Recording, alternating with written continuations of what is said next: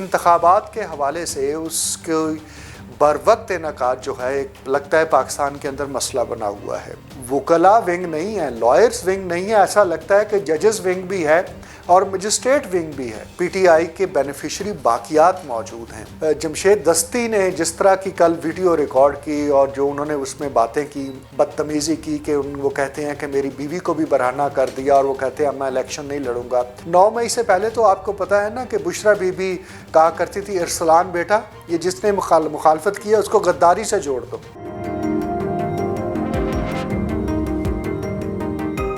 अस्सलाम वालेकुम, कैसे हैं आप? खैरियत से होंगे। इंतखाबात के हवाले से उसके बर वक्त इनकाद जो है एक लगता है पाकिस्तान के अंदर मसला बना हुआ है। आज chief justice of Pakistan justice काजी फ़ाइज़ ईसा ने भी कहा कि भाई ये क्या हो रहा है। कुछ लगता है ऐसे लोग मुतहर्रिक हैं जो चाहते हैं कि इंतखाबात बर वक्त ना हों, और इसके से पहले लाहौर हाई कोर्ट में जो हुआ था, फिर इसी तरह से पेशावर हाई कोर्ट में जो कुछ हो रहा है। तो एमल सरफराज जो कि रिपोर्ट कार्ड एक टीवी चैनल जियो टीवी की एनालिस्ट है, उन्होंने कल बड़ी खूबसूरत बात की। उन्होंने कहा कि पाकिस्तान तहरीक इंसाफ के या पॉलिटिकल पार्टीज़ के सिर्फ वकला विंग नहीं है, लॉयर्स विंग नहीं है, ऐसा लगता है कि जजेस विंग भी है और मजिस्ट्रेट विंग भी है। तो मैं इसको और तरह से कह देता हूँ कि लगता है कि अभी तक सिस्टम के अंदर पीटीआई की परवरदा पीटीआई के बेनिफिशरी बाकियात मौजूद हैं, और वो बाकियात जो हैं वो उसी तरह से चल रही हैं जिस तरह से पीटीआई चाह रही है। यानी जिस तरह से लाहौर हाई कोर्ट के अंदर पूरे पाकिस्तान के अंदर जो आरओज़ का नोटिफिकेशन था उसको हमने देखा कि कर दिया गया, डी नोटिफाई कर दिया गया कि जनाब ये तो ठीक ही नहीं है कि आपने किस तरह से आरओज़ इस तरह से अपॉइंट कर दिए हैं। और उसके बाद फिर ये था कि एक आरओ ने दरख्वास्त दी कि मेरी तबीयत ठीक नहीं है, तो पेशावर हाई कोर्ट ने दोबारा से वैसा ही ऑर्डर कर दिया, जिसके ऊपर चीफ जस्टिस ने पहले लाहौर हाई कोर्ट के मोहतरम जज के बारे में कहा था कि ये वही हैं कि जिन्होंने 3 अरब रुपए का नुकसान पहुँचाया था नेपरा के किसी पिटिशन के अंदर के जिसके अंदर उन्होंने मामलात को सही नहीं देखा। और आप पेशावर हाई कोर्ट के हवाले से भी ऐसी ही बातें हो रही हैं। यही नहीं बल्कि जमशेद दस्ती ने जिस तरह की कल वीडियो रिकॉर्ड की और जो उन्होंने उसमें बातें की, उसके बाद हामिद मीर साहब ने जनाब ख्वाजा आसिफ साहब से पूछा कि हजूर ये क्या है, अगर इस तरह से हो रहा है कि कागजात नामजदगी जमा कराने के ऊपर वहाँ पर एजेंसियों के लोग पहुँच गए और उन्होंने किस तरह से उनके साथ बदतमीज़ी की कि वो कहते हैं कि मेरी बीवी को भी बरहना कर दिया और वो कहते हैं अब मैं इलेक्शन नहीं लड़ूंगा। तो उन्होंने कहा कि आपको याद है कि इन्होंने इमरान खान के बारे में कैसा बयान दिया हुआ है। तो अगर आप ये इलेक्शन से फ़रार चाहते हैं और उसका एक बहाना बना रहे हैं तो इसके ऊपर मैं मज़ीद कुछ नहीं कहूँगा। इसी तरह से हम ये जानते हैं कि जो रेहाना साहिबा हैं जो इनकी कज़न हैं और जो कि डार साहब की उस्मान डार साहब की वालदा हैं, उन्होंने भी जो बातें की थी और जिस तरह से कि मेरे घर में आके मेरे ये हुआ वो हुआ, मेरे गिरबान फाड़ दिया और फलां हुआ। तो पाकिस्तान तहरीक इंसाफ का ये जो वतीरा है कि वो इंतखाबात या वो जीतें नहीं जीतें तो इंतखाबात को मुतनाज़ा बना दिया जाए। इसी तरह से ये खुर्रम लतीफ़ खोसा साहब का मामला हुआ कि आपको याद है इमरान खान साहब ने एक जज साहबा को जज ज़ेबा को धमकियां दी थी कंटेनर पे खड़े होके, और तब उनका तूती बोलता था, तब उनको कोई हाथ नहीं लगा सकता था, तब वो रेड लाइन थे अपने पार्टी कारकुनों के, और आज वो डेड लाइन बने हुए हैं, कोई कारकुन नज़र नहीं आता है। लेकिन खुर्रम लतीफ़ खोसा साहब लगता अभी तक उसी नशे में है और वो समझे कि मैं अब भी धमकियां दूंगा तो मेरा कोई बाल बीका नहीं कर सकता। उन्हें नहीं पता कि 9 मई हो चुका है।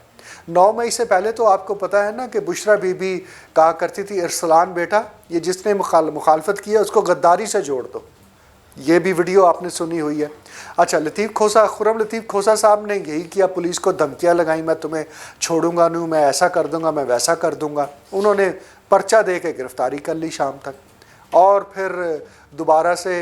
वही जज साहब बैठे हुए थे जिन्होंने उनकी बेल ले ली। अच्छा हुआ बेल ले ली है। इस तरह रियासती इदारों को इजाज़त नहीं होनी चाहिए कि वो शहरियों को इस तरह से पर्चे दे के झूठे पर्चे देकर उन्हें पकड़ते फिरे। लेकिन शहरियों को भी तो किसी ज़िम्मेदारी का मुजाहरा करना है। तो अब लगता ये है, ये सारे मैंने जो 4-5 आपको इंसिडेंट्स बयान किए हैं کہ چیف جسٹس ہوں، خواجہ آصف ہوں، مولانا فضل الرحمان ہوں، نواز شریف ہوں، آصف زرداری ہوں، ان سب کو یہ شدت سے احساس ہو رہا ہے کہ انتخابات کو اول تو مؤخر کرنے کی کوشش ہو رہی ہے، اور دوم یہ ہے کہ اس انتخاب کو متنازع کرنے کی کوشش ہو رہی ہے۔ ایک ایسی کنسرٹڈ ایفرٹ ہو رہی ہے، تسلسل کے ساتھ ایک ایسی ایفرٹ ہو رہی ہے کہ انتخابات کے حوالے سے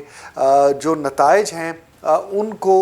یا تو وہ پی ٹی آئی کے حق میں آئیں، جس طرح سے کہا جاتا ہے کہ عمران خان صاحب کوئی کھمبا بھی کھڑا کریں گے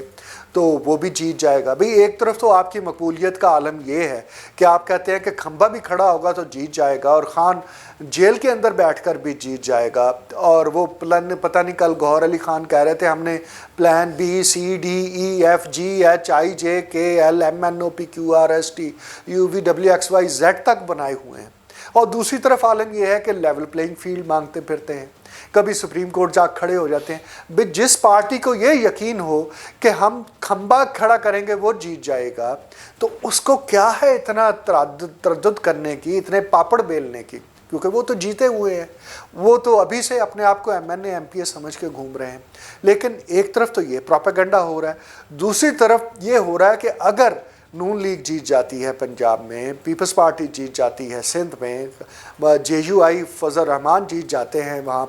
کے پی میں، اور بلوچستان میں باب پارٹی جیت جاتی ہے، تو پھر انتخابات کے نتائج کو متنازع بنا دیا جائے گا، کہا جائے گا جناب دھاندلی ہوئی ہے، اور 1977 والا معاملہ کرنے کی کوشش کی جائے گی، بلکہ 1970 والا معاملہ کرنے کی کوشش کی جائے گی۔ آپ کو پتہ ہے نا کہ خان صاحب نے جب میڈیا سے انٹریکشن ہوا تو کہا کہ شیخ مجیب کے ساتھ بھی انہوں نے یہی کرنے کی کوشش کی تھی، گویا کہ ان کے آئیڈیل شیخ مجیب الرحمان ہیں، اور سمجھتے ہیں کہ جس طرح سے شیخ مجیب کو الیکشن نہیں دیا گیا تھا اسی طرح سے انہیں الیکشن نہیں دیا جائے گا۔ تو انہی باتوں سے ان کا سائیکو انالیسس کریں تو آپ کو سمجھ آتی ہے کہ پاکستان تحریک انصاف کی ہر ممکن سر توڑ کوشش ہے کہ انتخابات کو متنازع بنا دیا جائے، اور دوسری طرف ہم یہ دیکھ رہے ہیں کہ بلوچ طلباء کے جو والدین ہیں، جو ان کی مائیں ہیں، جو ان کی بہنیں ہیں، جو ان کی باقی لواحقین ہیں، وہ اسلام آباد میں پہنچ کے دھرنا دیے ہوئے ہیں، اور وہاں پر یہ بھی کیا گیا کہ جناب ان کے خلاف تشدد ہو گیا، ان کو جیلوں میں ڈال دیا، پھر ان کو باہر نکال لیا، گویا کہ ایک بھرپور طریقے سے، ایک آرگنائز طریقے سے، ایک منظم طریقے سے اس ایشو کو ہائی لائٹ کیا گیا۔ اور آج جب chief justice of Pakistan justice قاضی فائز عیسیٰ نے وہ پٹیشن سنی، اور اس کے اندر شعیب انہوں نے کہا، جو شعیب صاحب ہیں ان کے وکیل ہیں، کہ بھائی آپ سیاست کرنی ہے تو آپ باہر جائیے، یہاں قانون کی بات کریں، اور آپ نے پارٹی ان لوگوں کو بنایا ہی نہیں ہے جن کے بارے میں آپ باتیں کیے جا رہے ہیں۔ چنانچہ یہ جو پاکستان تحریک انصاف کی یہ کوشش ہے کہ بلوچوں کی ہمدردیاں جیتی جائیں، ان کے بارے میں پٹیشنز کر کے، ان کے بارے میں باتیں کر کے، اور جو اس کے اوپر جو نگران وزیر اعظم انوار الحق کاکڑ گزشتہ روز بولے، انہوں نے کہا کہ 90,000 پاکستانی دہشت گردی کا شکار ہو گئے، لیکن جنہوں نے دہشت گردی کی ان میں سے 9 کو بھی سزائیں نہیں مل سکیں، اور انہوں نے کہا کہ 98% بلوچی جو ہیں وہ محب وطن ہیں، اور صرف اگر 2% ہیں وہ کوئی بلوچ لبریشن آرمی، کوئی بلوچ لبریشن فرنٹ اور کوئی اور آرمی بنا کر گھوم رہا ہے اور اونرشپ لیتا پھر رہا ہے۔ اور آج چیف جسٹس نے بھی کہا کہ جو چیف جسٹس وہاں کے تھے اور فیڈرل شریعت کورٹ کے جو چیف جسٹس تھے، ان کو جو قتل کیا گیا، ان کو جو شہید کیا گیا، وہ کنہوں نے کیا تھا، اس کی ذمہ داری کس نے لی تھی، اور آپ انہی کی لیے پٹیشن لے کے یہاں کھڑے ہوئے ہیں۔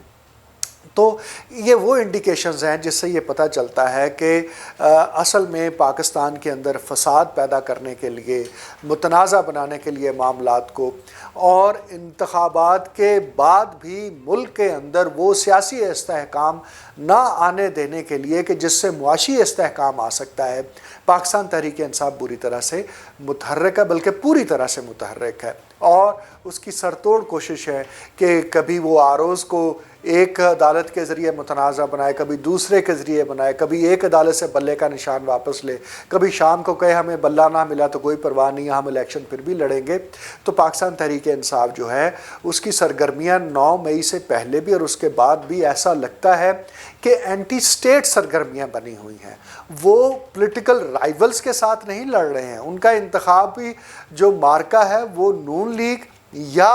پیپلز پارٹی کے ساتھ نہیں ہے۔ ایسا لگتا ہے کہ ان کا انتخابی مارکہ ریاست کے خلاف ہے، ریاست پاکستان کے خلاف ہے۔ تو اگر ایسی صورتحال ہے اور ان کے بارے میں یہ اطلاعات بھی ہیں کہ کہیں لنڈن سے، کہیں یورپ کے اور ملک سے، کہیں امریکہ سے بیٹھ کر ان کا سوشل میڈیا ہینڈل ہو رہا ہے، پاکستان کے خلاف باتیں ہو رہی ہیں اور پاکستان ایسی تمام باتوں کو جس سے پاکستان کی جگ ہنسائی ہو سکتی ہے اس کو ٹیک اپ کیا جاتا ہے، تو یہ ساری کی ساری صورتحال اس طرف لے جاتی ہے کہ پاکستان کے اندر جو غریب آدمی ہے، جو دہاڑی دار ہے یا جو ملازم ہے کسی جگہ اور اس کو بروقت تنخواہ نہیں ملتی ہے، وہ اگلے 2-3 برس اسی طرح سے ذلیل ہوتا رہے، کیونکہ ملک کے اندر سیاسی استحکام نہیں آئے گا جس سے معاشی استحکام آ جائے اور جناب خان صاحب کی گڈی چڑھی رہے گی۔ تو ایسی سیاست کہ جو انتشار کے اوپر مبنی ہو، جس کی بنیاد پر اور پاپولر ہوتے ہوں، یہ عمران خان کو سوچنا چاہیے کہ وہ نیشنل ہیرو تھے، وہ لیجنڈری فگر تھے اور ان کا ہر طبقہ ہے زندگی میں ان کی قدر تھی، ان کی عزت تھی، ان کے احترام تھا، کیونکہ وہ ہمارے نیشنل ہیرو تھے۔ لیکن انہوں نے سیاست میں آ کر جو کچھ کیا، 9 مئی کو جو کچھ کیا ہے، اب وہ ریاست کے ابھی تک غدار ہیں جب تک کہ ان کے اوپر وہ ثابت نہیں ہو جاتا ہے۔ اور اگر وہ ثابت بھی ہو گیا کہ انہوں نے غداری کی ہے، انہوں نے سائفر کا جو لہرا کر اس سے بھی غداری کے مرتکب ہوئے، انہوں نے جو 9 مئی کو اٹیکس کروائے، انہوں نے جو حلف لیے ہوئے تھے لوگوں سے، تو خان صاحب آپ ہی اپنی اداؤں پہ ذرا غور کریں۔ ہم اگر عرض کریں گے تو شکایت ہوگی۔ شکریہ۔